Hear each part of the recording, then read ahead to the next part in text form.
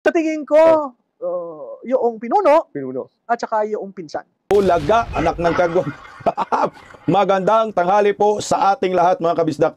Anak ng kamuti itong nasa Palacio de Polvoron, napaka-insensitive talaga Wala silang pakiramdam sa nangyayari sa ating bayan. Hito, Christmas tree lighting lang, may red carpet pa rin, anak ng kagwang. Hindi ba po pwedeng maglakad kayo dyan sa Bermuda or sa mga halaman dyan, sa simento, nang walang red carpet?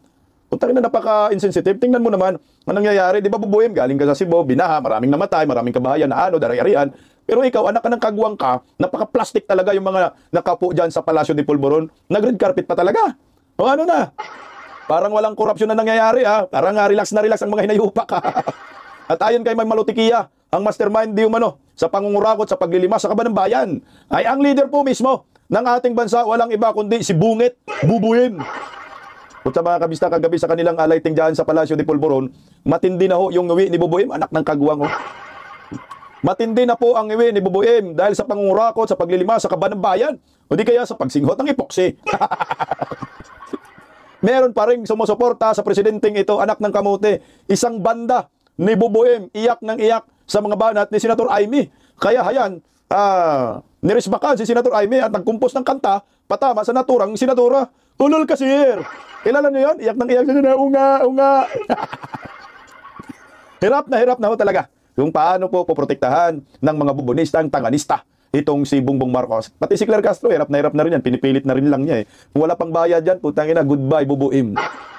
Palike po muna, pa-share, pa-subscribe, at pakipindot po ang inyong notification bell upang lagi po tayong updated sa ating mga video. Suportahan po natin ang Birada Agila. Mapapanood nyo po ako tuwing alas 2 hanggang alas 3 ng hapon, Lunes hanggang Biyernes ng live dyan sa Birada Agila YouTube channel. Kasama po yung mga kasamahan nating mga DDS vlogger sa Birada Agila.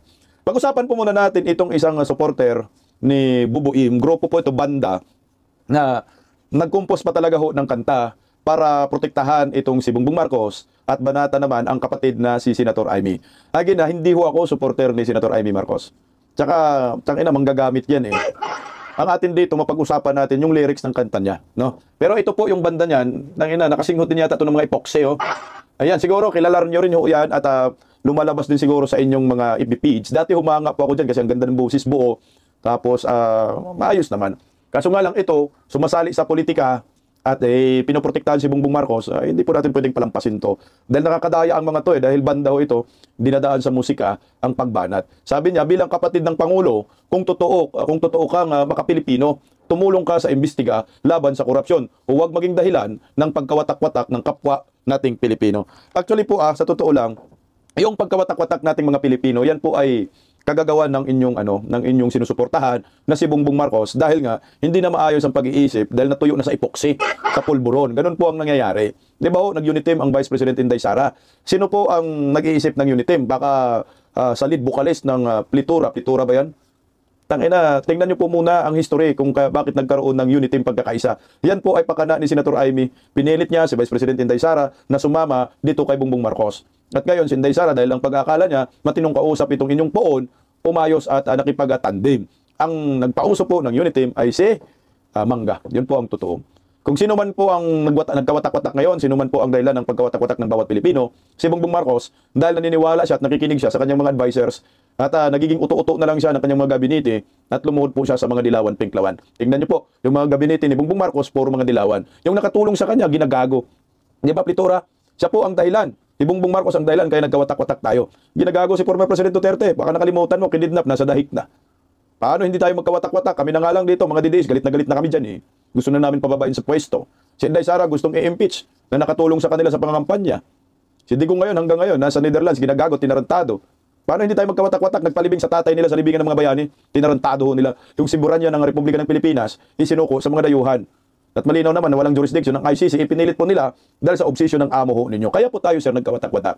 At lalo po tayo nagkawatak-watak dahil nga tinutulirit ng mga hinayupak ng mga supporter ni Bongbong Marcos, kagaya nyo, sir, yung korupsyon sa ating bansa na marami na pong namatay dahil sa baha at dapat pananagutan po yan ni Bongbong Marcos. Ngayon, hindi siya pwedeng makasuhan dahil may immunity siya. Pero after ng kanyang termino, baka sakaling hindi na matapos po ang kanyang termino, panigurado, pagbayaran niya ang lahat at kita ang lahat ng ebidensya at makukulong siya habang buhay sa kulungan at doon na po siya tatanda. Ngayon, gumawa po siya ng kanta, nagkumpos po siya ng kanta, patama sa mga kritiko ng Marcos admin. Patama po kay Senator Amy Marcos. Narito po yung kanta niya. Tinanggalan ko na ng parang background music. Yung lyrics na lang yung pakinggan natin kasi banda man yan. Puta yun na, copyright tayo dyan. Anak ng kagwang. Oh. O sa pliturat, ito baka i-copyright nyo kami. Total, sumausaw ka naman sa politika. Pagbigyan nyo kami, kumintuhan namin yung inyong lyrics. Baka sakali magkatugma tayo or hindi tayo magkatugma, hayaan nyo kami dahil meron tayong tinatawag na freedom of expression at freedom of speech. Ikaw ay pro-Marcos, kami ay anti-Marcos. So natural, sasagutin ka namin, ireribat ka namin dahil nakakaluko yung mga lyrics mo ng inyong musika. Hindi ko po pinagkakitaan yung musika mo. Kukumintuhan ko po dahil sumasawsaw ka sa politika na hindi ka naman dapat sasawsaw. Dapat siguro nag-focus ka na lang sa inyong banda, musika, kung ano ba ang gusto ninyong ipabatid ka. So ang problema, ito, sawsaw-suka, mahulit aya. Siguro bayad po ito ng Marcos admin. Malaki siguro po ang dito bayad. Naalala ko po every time may concert ng Palacio de Polvoron, sila po lagi yung nagrepresenta diyan sa Malacanang. Kaya ngayon, malaki ang kontrata siguro nito hanggang ngayon. Billion ba sir o million? Galing Basura sir no? Malita. Ito pakinggan natin yung lyrics niya, lyric niya. Baka himay-himay natin para malaman ng sambayan ng Pilipino na itong bandang ito ay bayad at hindi makatotohanan yung kanilang mga lyrics. Narito po. Kung totoo ka Pilipino o makabayan, tumulong ka sa pag-iimbestiga laban sa korupsyon. Okay, ulit natin Sumuporta ka! Okay, kung totoo ka daw makabayan, makapilipino, tutulong ka sa pag-imbestiga laban sa korupsyon at susuporta ka. Okay. Alam mo po sir, naniniwala ka rin ba sa ICI ni Bongbong Marcos? Simpleng logic lang Kung totoo ang investigasyon ng ICI, dapat sinapubliko nila yan. Ang problema, hindi po nila isinapubliko. Naka-blind, lahat tayo, blackout sa media. Kaya hindi po natin alam kung ano ang pinanggagawa nilang investigasyon. Yung ICI na yan ay cover up sa katotohanan, sir. Oo, kami, nag-iimbestiga ho kami. Ang dami po naming mga isiniwalat sa mga channel namin. Ito po ay pagtulong.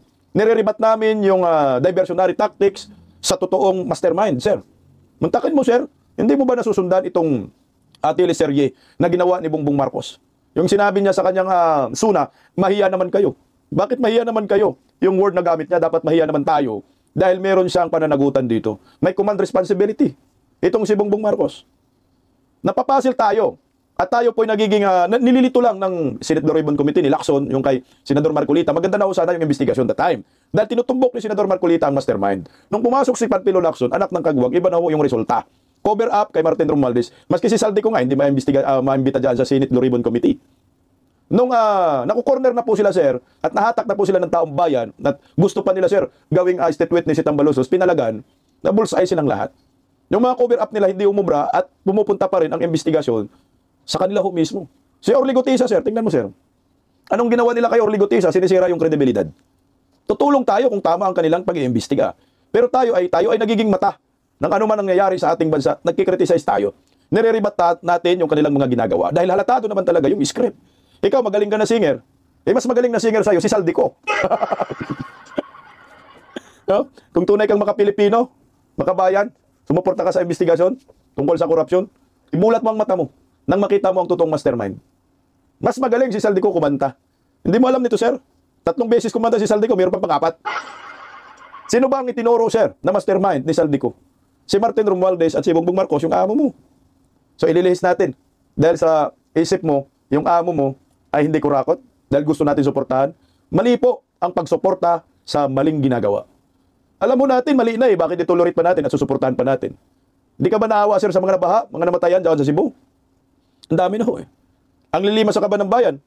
Sino ba ang totoong mastermind? Ang sabi ni Saldico, Plitura Band. Makinig kayo, mga anak kayo ng kagwang, mga bayaran kayo. Ang sabi ni Saldico, si Bongbong Marcos ang hari ng insertion. 100 billion po yung na-request sa kanya. Tinawagan siya ng mga bata ni Bongbong Marcos. At siya rin po ang kumukuha ng 25% na kickback na 25 billion. Sabi ni Saldico, dinideliver ang mga mali na malitang pira sa bahay ni Martin Romualdez at ni Bongbong Marcos. So ngayon, sino ang mastermind? Kung sino man ang pinaka-credible ngayon na source, kahit galit ako kay Saldico, si Saldico po yun. Dahil siya po ang may encounter, siya po ang may personal knowledge, dahil kasama siya sa circle ng sindikato. Kung kayo plitura, kasama kayo sa sindikato, baka siguro maniwala rin kami sa inyo kung ano ang sasabihin nyo. Pero hindi nga Si Saldico yung may personal knowledge. Imulat nyo lang yung mata ninyo. Gumawa na lang husana kayo ng musika, patama sa mga kurakot sa gobyerno, patama kay Bongbong Marcos, kay Martin Romualdez, nang mahimasmasan po itong mga kurakot. Kaso hindi mo na ninyong gawin dyan kasi mga bayad kayo, mga hinayupa kayo. Again, oo, sa suporta tayo pag maganda po ang ginagawa nila sa pag-imbestiga sa korupsyon. Pero kung ito rin naman ang ginagawa nila, cover up, maghanap ng masisisi, kung ano-ano na lang mga diversionary tactics, malabo tayong susuporta dyan. Kailangan nating ilantad ang katotohanan. Sige, tuloy natin yung lyrics pa niya. Sa adhikain ang pamahalaan, huwag maging hadlang sa pag-unlad ng bayan. Huwag maging hadlang sa pag-unlad ng bayan, sumuporta sa adhikain ng pamahalaan. Putang inang bulag rin tong hinayupak mo to.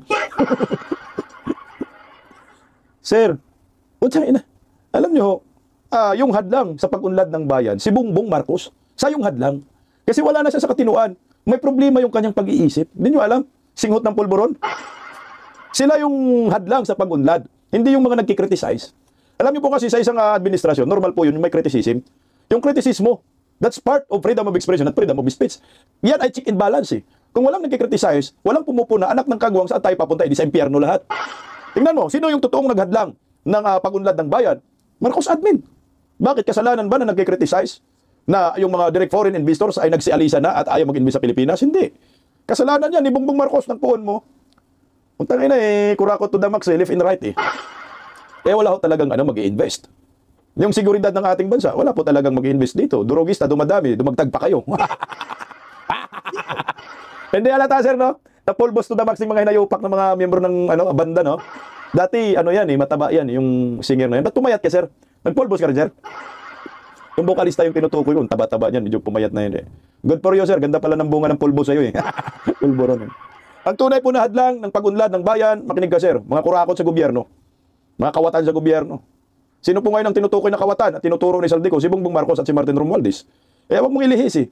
Ang totoong may sala. Sila po ang tunay na naghahadlang sa pag-unlad ng bayan. Namamasyal sa iba't ibang panig ng mundo. Anong resulta? Limas ang bayan. Ghost projects. Putang ina. Hindi mo alam yun, sir, yung ghost projects under Marcos admin. Pananagutan ni Bongbong Marcos lahat yan. Mga puste, wala na puste. Trilyon, sir, ang pinag-usapan, 1.2 trillion pesos na pundo ng bayan ang nawala. Sinong may gawa niyan? Marcos admin. Sabihin na naman ni Duterte, anak ng kamuti talaga eh. Sila po yung hadlang. Yung mga kurakot na sa gobyerno, Martin Romualdez na tinutolerate ni Bongbong Marcos. Pati yung si Baki. Yan ang hadlang sa pag-unlad ng bayan. Mga krimen, yung hadlang sa pag-unlad ng bayan. Mga durugista, kayo. Mga supporters si Bubuim, kayo yung hadlang sa pag-unlad ng bayan. Bakit? Putsa, tinutolerate ninyo yung mga maling ginagawa ng gobyernong ito. Itama ho natin ito. Lahat tayo mga taxpayer eh. Lahat tayo binabawasan ng buwis. Every time bumibili tayo ng pagkain, may buwis. O yan, baka hindi niyo po alam. Na nililimas lang din eh ng gobyernong ito. Baka hindi mo rin alam, sir, yung Marlica investment scam. Hanggang ngayon, wala tayong balita sa bilyonis na yun. Di ba pwede tayo maghanap?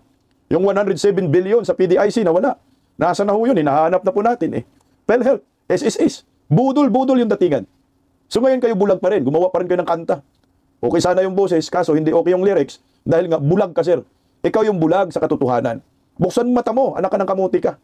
Buksan mo yung tainga mo ng Romy Heristro sa bunganga mo, ang totoong liriko ng inyong kanta. Okay na sana, kaso hindi okay. Mas magaling pa rin Saldico kumanta sa kanya. Kaya tuloy nga natin, no? Sa halip na maging kritiko na walang ambag, tumulong ka sa mga proyekto ng Bagong Pilipinas. Tanga mo. Ano ba proyekto ng Bagong Pilipinas? Anak ka ng kamuti, mga ghost projects yung proyekto, tol. Yung plitura na to, sarap kurutin yung bayag nito eh.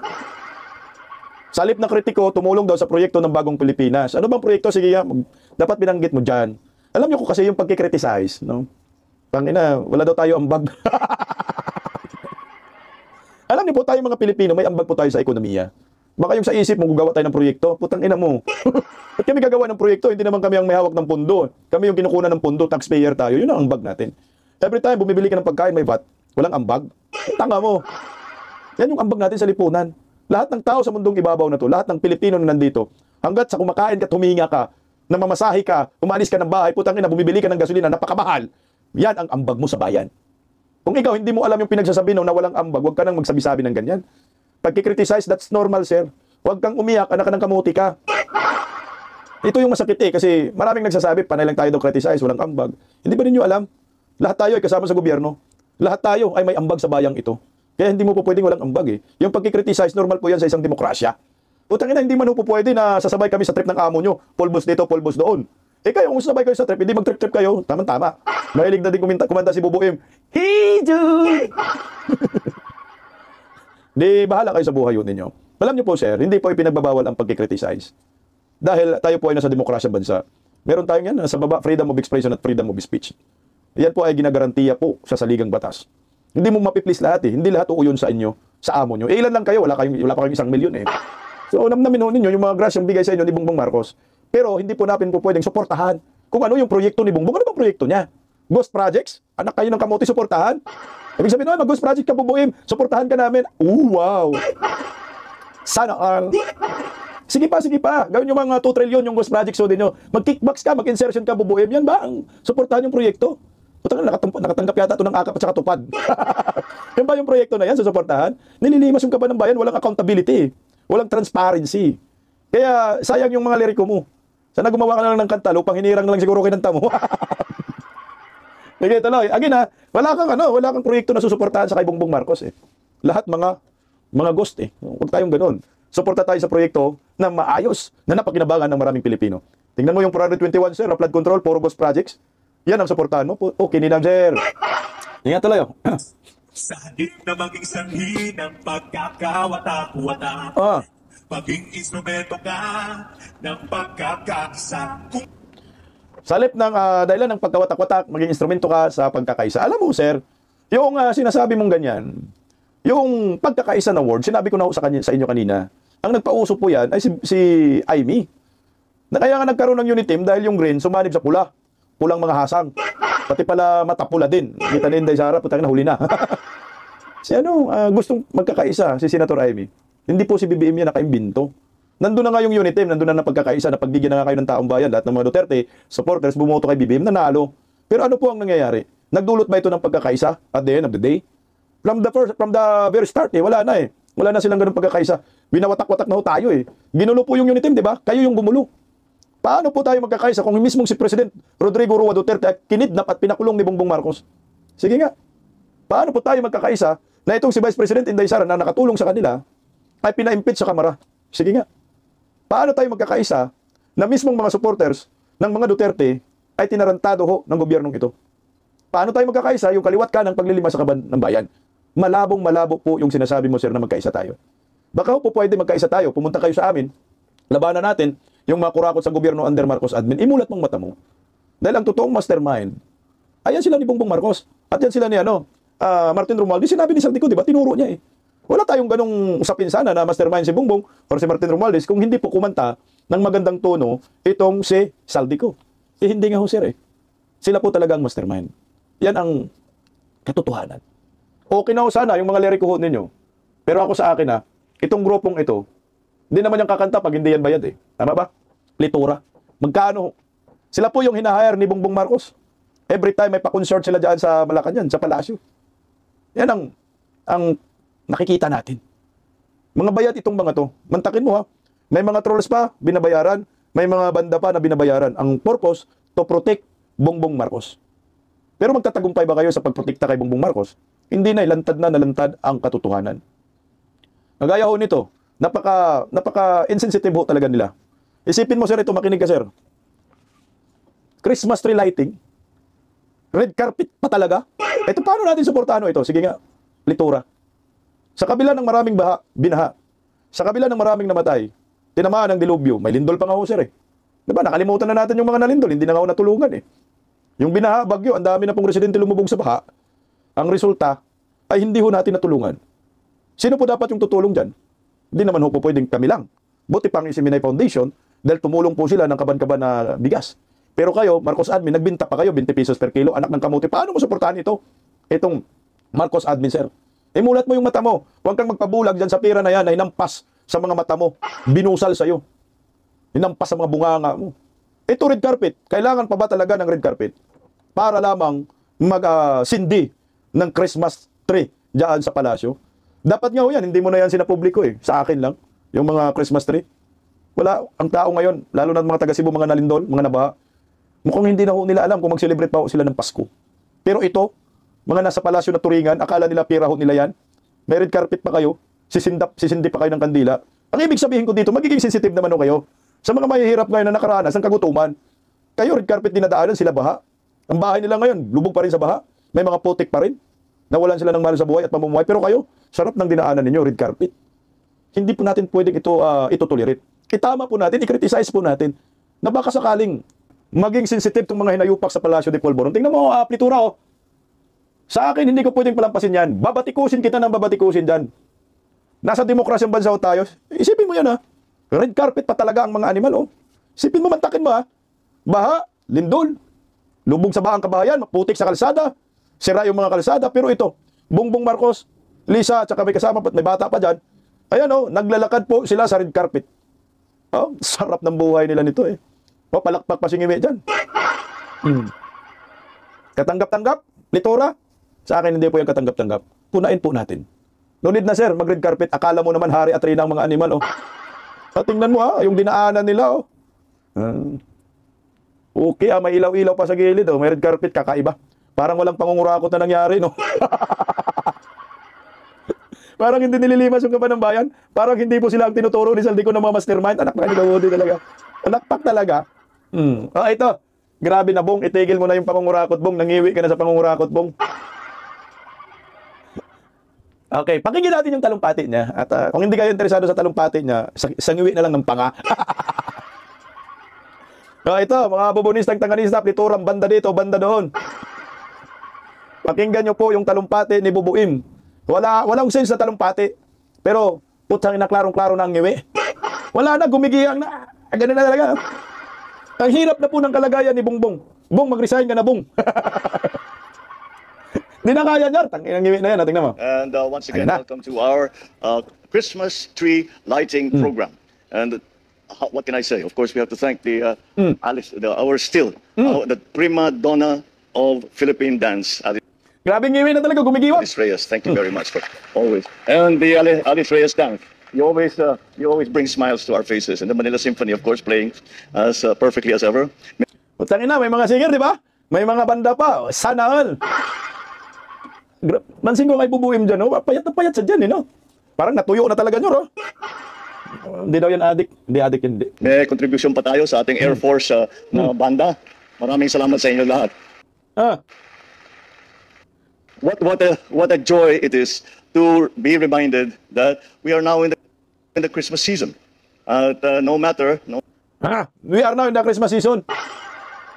Christmas na nga, sir. Wala pang nakulong. Sana pakulong mo sarili mo. Kumikit siya dyan, eh. Kulang na lang kahon. Huwag ka nang bumuka. Yan tuloy, oh. No matter how heavy. Ay, grabe ngiwi. Ay, ano na. Tama ng giwang niya. Na-otso. Galit na ng mga bubunisang tanganista sa atin. Ganun na talaga siya, ha? Ang lala na nito niya. Tingnan mo, plitura, yung amo nyo. Sinabi niya, Senator Aimee, Alictus Benedictus. Ayan, halata. Sabi nga ni Senator Aimee, si Bungit, iba na ngayon ang mukha. Yung pananalita, iba na rin. Yung mukha, sobrang giwang na, na-otso na. The loads that we feel sometimes. Paano mo yung hindi masasabing hindi nagpulburon? Sa mukha makikita, sa panga makikita. Nakita mo na ba ang lagi kong nakita?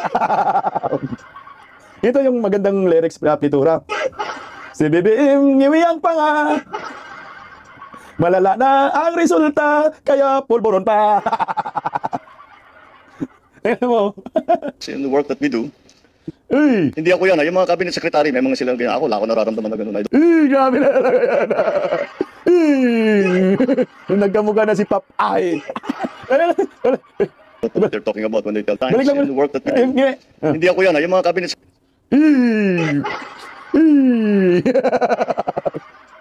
Two joints. Ba't ang lala na ng mukha mo, sir?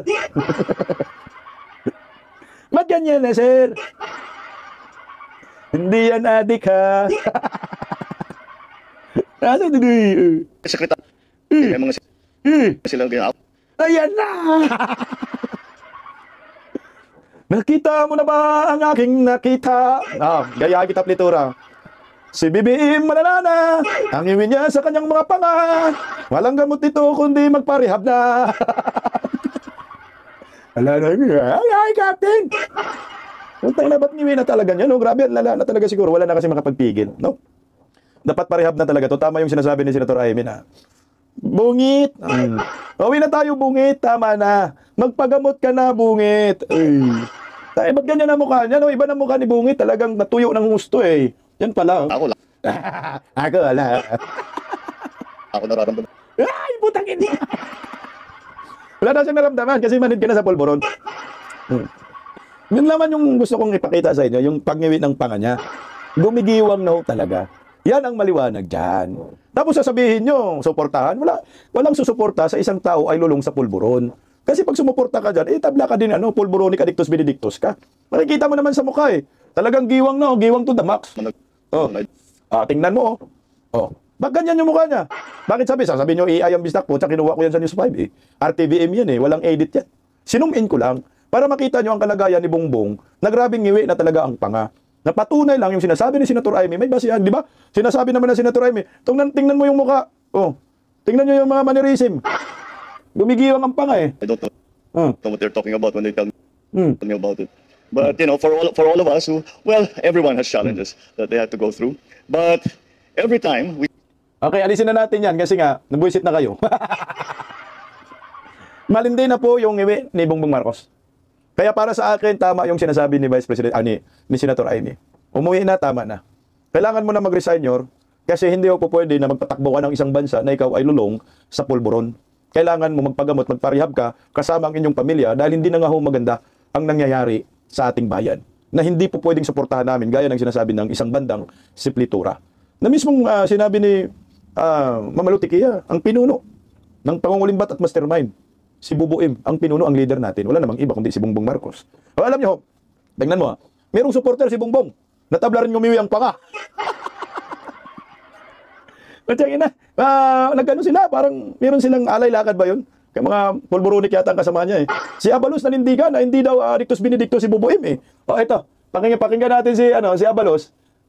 Yung nagsasabi na hindi addictus benedictus, tabla rin ngumingiwi ang panga.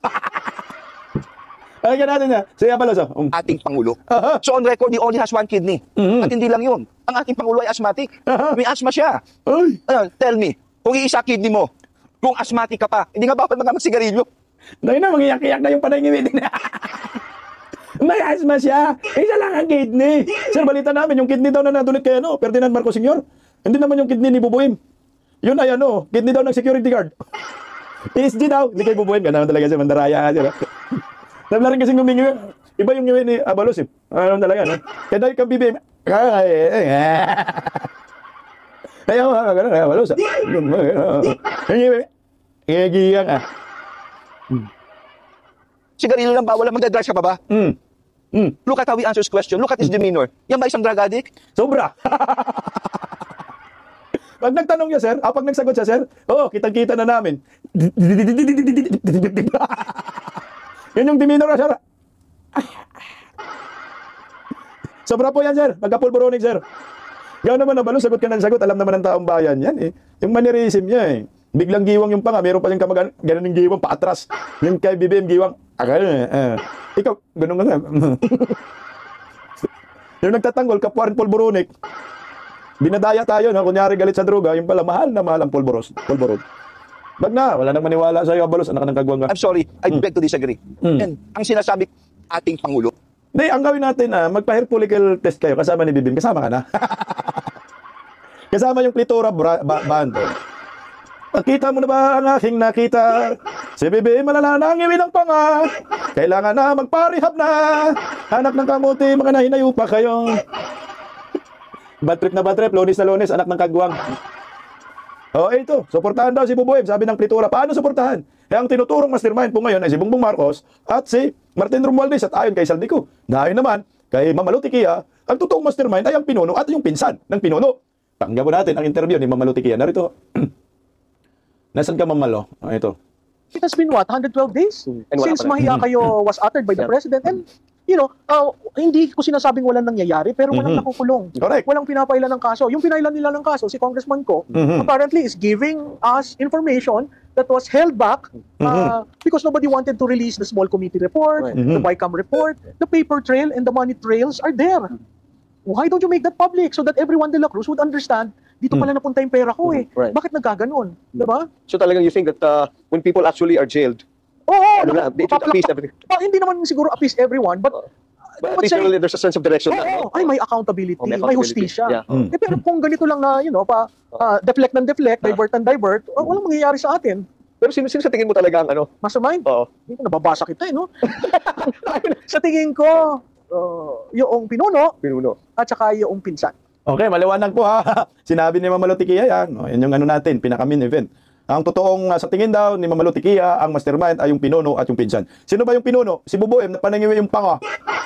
At saka yung pinsan, dalawa nga dito ang mastermind.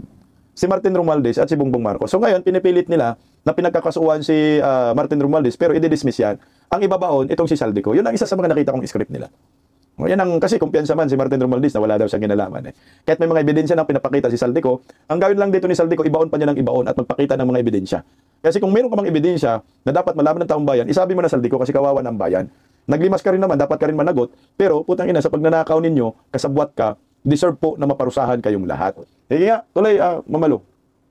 Really? Kasi hindi mo naman sa pinuno, lahat, alam mo sa Pilipinas, walang hindi gagalaw kung hindi binasbasan ng walang pinuno. Eksakto. Ang budget hindi magiging batas kung hindi pipirmahan ng pinuno. Eksakto. Sabi nga niya, binasa niya yung I agree. 4,095 pages eh.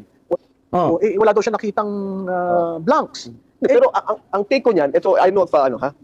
Stop muna tayo doon, di ba? Tama, pinagmalaki pa nga, binabasa ko yung ilang pages na ito. May word pa siya na ginamit, wala akong nakitang blanco daw sa BICAM, di ba? Ito yung dapat malaman ho ng sambayan ng Pilipino na yung budget na yan ay hindi man po mangyayari yan kung walang perma ni Bongbong Marcos. Siya po yung may pakana ng lahat ng ito. Nakita niya yung blanco, pinupunan niya. Siya po yung huling nagperma sa BICAM na General Appropriation Bill, di ba ho? Pinirmahan na niya at nagiging GAA yung General Appropriation Bill. Ba't mo pinirmahan? Kung nakita mo maraming insertion. Kung binasa mo, isa-isa yun, nakita mo yung insertion. Na ngayon, inamin nyo na rin ho na merong yung mga alipores mo, nagsiaminan na. Tingnan mo, kung hindi totoo yung sinasabi ni Saldico, yung kinasuhan ho nila, ngayon, na si Martin Romualdez at si Saldico, kumuha sila saan ng datos, ng basehan, ebidensya, sa testimonya ni Orly Gutisa. Ito na tayo ngayon. Pinipilit lang nila takpan ng katotohanan. Tuloy, Mama Lotikia. Ang akin naman yung nakikita ko naman, Prof, is if parang to me, it's parang illogical for me to expose it if I'm part of it. What is your... Well, he exposed it so that he can distance himself from it. Okay. There's So such it's a play and exploit. There's a strategy in political management known as inoculation. I come up with, mahiya naman kayo, isumbong mo sa Pangulo, name the top 15, focus on Bulacan. Ang tanong ko nga doon, why are you focusing on Bulacan? Why don't you offer Ilocos Norte? Why don't you look at Davao City? Why don't you look at Leyte or Sorsogon? The work of my staff told me, sa Leyte, there are 66 contractors. Mama Lotikia, sinama mo yung Davao City, anak. Pinagkagwan ba? Sa Ilocos muna, ma'am. Ilocos Norte muna, ha? Bulacan lang kasi ang gusto nilang Sa Davao City, wala mang ghost projects. Punta nyo. Ang point siguro nyo, sige, punta nyo ang Davao City para malaman kung may ghost projects ba wala. Wala nga ghost projects, di ba? Ilang bisis na sila bumalik. Ang issue lang binato nila doon sa Davao City, yung may tibag na konti doon sa flood control. Ang issue pala doon, yung right of way. Nga ayaw pumayag yung may-ari ng lupa. Kaya may tibag konti doon, kaya inaayos na nila. Yun lang naman, wala namang ibang major na issue. So ngayon, yung major issue ngayon, yung ghost projects na under Marcos admin na sa Ilocos. Siyempre, magpa-imbestiga ka para maghuhugas kamay ka. Nagtuturo nga siya, di ba? Kaya nga mahiya naman kayo. Kasi nagtuturo na siya, wala akong kasalanan, kayo may kasalanan. Hugas kamay dun. Kaya alam niya na, nababagsak na sila, putang na, pangunahan na ho natin ito. Sige nga, tuloy. Doing public work. Sabi ko sa Leyte, 66, ano yun? Every kilometro, ibang kontratista. So, the mere presence of contractors doing public work, na ang dami-dami, you know, there's some hanky-panky going around. So talagang if you look at it from that perspective, it's actually really just greed. It's not about the money. It's not even about the money. No, it's greed. Kasi, di ba, Prof, ano yun eh? Ang pagkaalam ko niyan is the president's, yung president's office of the president, in the same manner that the office of the Senate President and the office of the Speaker have their own budget. Yes. And it amounts of billions. Yes. Kasi ako, on a personal note, if I wanted to make money, doon pa lang, pwede na akong kukuha eh. Pero bakit pa kukuha sa iba? Kasi meron pa kayong kailangan gawin politically para may pondo. Alam mo yung konsepto ng slush fund? Okay. Hindi mo naman pwedeng ubusin yung intelligence fund. Na ngayon, naubos na, kaya hindi makareact sa bagyo. Yung disaster fund. So, yung tanong nga nung isa, bakit kailangan mag-insertion? But ang net is his budget. Yes, Yeah, but it's easier to insert just talking to the chairman of the appropriations and the speaker or the Senate President, kailangan nag-uusap. With NEP, you're talking about what? 33 agencies? Right. that should come up with their budget based on the ceiling given by DBM. Tedious yung process na yun at makikita. Kaya nga nakita yung 100 billion, kaya naging 50 billion kasi mas mataas na ang DPWH sa Kasi sa DepEd. DepEd, right. Sa constitution natin, di ba, education should be the number one priority. So, and again, I go back to the fact that the president, Mr. Marcos, used to be congressman and senator. So he knew how the system works. He knew where the money pockets should be. And that's the story of the 100 billion insertion. And we're just looking at flood control. We're not even looking at the school building or the farm-to-market road or irrigation. Ang dami niyan. So kung bubuksan mo lahat yan, na ang call was buksan mo, makikita natin yung hindi pala tama ang paggamit ng pera. Exactly. Tanungin ko, sagutin ko lang yung sinasabi ni Jojo. Bakit ba kailangan pa mag-insertion? Tama yung sinabi ni Mama Lo, dudugtong lang ako doon. Kasi pag sa National Expenditure Program, isali mo, katakot-takot na scrutiny yan. Di ba pinagdidibatihan yan sa plenaryo at papunta pa sa lower at saka sa upper Congress. Yun ang magtatalo doon. So posible ba, pag mag-insertion ka, nalagay mo sa National Expenditure Program, malalaman ng taong bayan na ito ay insertion, ito ay walang kabuluhang budget na pinupuntahan. Unlike dito sa insertion po, na ginagawa ni Bongbong Marcos, wala nang wala nang mag-question kasi sabay cam lang yan 4 lang yan. Mag-uusap. Kapag sinabi ni Bongbong 100 billion ilagay mo, wala na silang magawa yung 4 na yun, Senado at saka sa Kongreso. O sige na, lagay mo na 100 billion. So hindi na nalalaman ng ibang mga kongresista, ibang mga senador, mga tao na mayroon palang ganyang budget na 100 billion kaya mas mabilis. So walang sagabal. Siyempre pag ikaw gusto mo ng bilyon-bilyong pera, doon ka na sa mas mabiling i-insert. Dito na nga sabay kami yan, lumalabas. Kasi pag NIP, mahuhuli pa sila dyan. O ito, pakinggan muna natin si Vice President Inday Sara kung naniniwala ba sa mga pautot ng mga kaso nila. Kumbaga, alalahanin muna natin yung sinabi ni Mama Lotequia na sinabi na binabasa ni Bongbong Marcos yung budget. Tingnan mo. Brilliant, because I reviewed it, analyzed it, and yes, in parts, vetoed it. And so for those of you, and up to now, I cannot find those damned blank items. Tingnan mo. We'll keep looking, but I don't... Tingnan mo, ito ay isa sa mga ebidensya na si Bongbong Marcos ay niloloko ang taong bayan. Wala daw siyang nakitang blanco. O tingnan mo, nagbabasa daw siya. Pero ano ang resulta? Sandamakmak na insertion, 100 billion, na insertion, 25 billion kickback na dineliver sa kanya ayon kay Saldico. Kaya pakinggan natin si Vice President Inday Sara Duterte. Iwanan ng arrest si Zaldico and 17 others. Pinapakasuhan na sila. So anong comment mo sa flood control project? Kasi meron akong kaibigan noon na konsehal dito sa Davao City. Ang kanyang favorite saying is, "See is to believe." So, makikita natin yung sincerity ng administration to go after the perpetrators of the flood control scandal, corruption. Kung makikita natin na maipresenta nga nila ng tama at maayos yung ebidensya at merong managot doon sa nangyari. And also VP former House Speaker Martin Romualdez, pinapakasuhan din ng bribery draft and plunder VP ng ICI and DPWH, si Romualdez po. Pinapakasuhan sila ng bribery and plunder. Yes. Same, no? Same. Sa lahat ng mga sinasabi ng administrasyon na kanilang kakasuhan at ikukulong ay to see is to believe. So, makikita natin ang sinseridad nila kung totoo nga merong managot dyan. Dadalo ka ba sa OVP budget? Yes, oo. Meron kaming Senate hearing sa Office of the Vice President's Budget sa November 27, Thursday. Yes, dadalo ako. Kailan yung VP? Thursday, November 27. Kumusta si Pan? Kumusta si FPRD? Last communication. Hindi ko na maalala yung last namin natawag. Pero tinawagan siya ng lawyer kagabi. Lalo na nung lumabas yung balita na nakita siya unconscious sa kanyang kwarto. At sabi ng lawyer, okay naman siya. So fake news nga na nawala ng malay si former President Rodrigo Roa Duterte. Alam niyo, tama po dito si Vice President Inday. Putang ina, pagpakulong muna lang si Martin Romualdez para maniwala tayo at ipakulong ni Bongbong Marcos yung kanyang sarili. Dahil sila po dito ang kasabwat magpinsan, talagang nilaruho nila ng tudo ang pera ng bayan, yung kaba ng bayan. Na tayo naman mga Pilipino, hinayaan ho natin. Pero sa awa ng Panginoon, kaliwat ka ng rally na po, ang nangyayari, kakatapos lang, Iglesia ni Cristo, 3 araw, sa EDSA, 2 araw lang sa Quirino, di ba? Pero tumuloy sa EDSA, 3 araw. So ito ay patunay na ang mga Pilipino hindi na hubulag. Meron na lang pailan-ilan na mga Pilipino na bulag, kagaya yung malaking bunganga dyan na plitura. Tangina, wag mo akong copyright, hinayupa ka. Pinumintuhan lang namin yung kanta mong banat, no? Kasi nga, magaling pa rin kumanta dyan si Saldico. Mas may kabuluhan yung kanta. Mas gusto ko yung kanta ni merong kaibigan nating sino ba yun? Yung magaling na kumanta rin na vlogger, magaling kumumpo sa rapper. Animal, nakalimutan ko na. Magbanggit kayo po dyan sa comment section. Yung kaibigan po nating political vlogger na magandang bumanat na pinalabas din sa ICNC. Si Bin Barobal, ayan, INC. Si Bin Barobal, ayan. Mas okay pa si Bin Barobal, yung kanyang mga banat at putsang ina. may ano pa, may sense pa. Pero ito, ang laki lang ng bunganga nito. Binusalan kasi ng bilyones eh. Kaya biglang bumanat anak ka ng kagwang plitura. Again, hindi po tayo mananahimik, hindi po natin pwedeng itolerate ang lahat po ng pangungurakot sa kaban ng bayan under Marcos admin. Punahin po natin ang punahin hanggat sa magsawa ang mga buhaya sa pangungurakot, hanggat sa magkonsensya ang mga animal na ito. Pag ayaw pa rin makonsensya, ambot na lang sa atin.